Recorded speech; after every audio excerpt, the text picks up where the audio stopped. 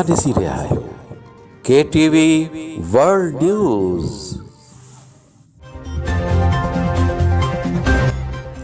हींअर शामिल कयूं था लाड़कानी मां KTV कल्चरल रिपोर्टर शाहीन सिंधीअ जी रिपोर्ट।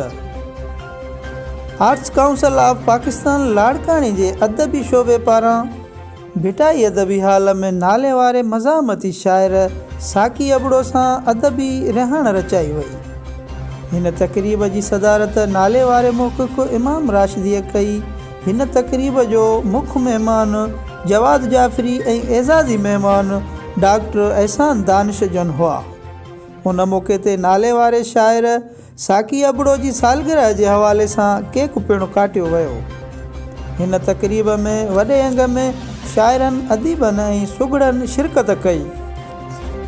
उन मौक़े ते मज़ामती शाइर साकी अबड़ो जी शाइरी ऐं उन जी ज़िंदगीअ ते सावल मीरालीअ अॻूणी DSO डॉक्टर सैयद अतर हुसैन शाह, सैयद आबिद हुसैन शाह, मोहम्मद यूसुफ गांगरो, MB अबड़ो, एजाज़ सारियो, बागी बलोच, मोर मुगेरी, प्रोफेसर रिज़वान गुल, अदबी शोबे जे चेयरमैन मल्हार सिंधीअ मुनवर सोलंगी ऐं ॿियनि ॻाल्हाईंदे चयो त साकी अबड़ो ज़िंदगीअ जी हक़ीक़ी अहसासनि खे शाइरीअ में आर्टिस्टिक अंदाज़ सां पेश कयो आहे। हिन जूं अदबी ख़िदमतूं साराह जोगियूं आहिनि। तंहिंखां पोइ मुशाइरे जी महफ़िल पिणु थी।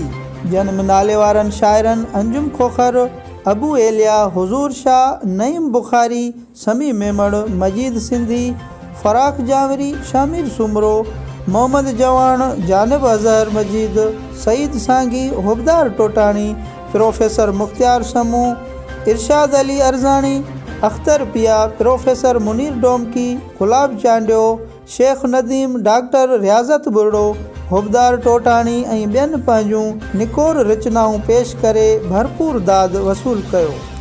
ऐं साहिब रिहाण मज़ामती शाइर साकी अबड़ो सभिनी जा थोरा मञींदे चयो त मां सभिनी जो थोराइतो आहियां जन मूंखे हेॾी इज़त बख़्शी आहे।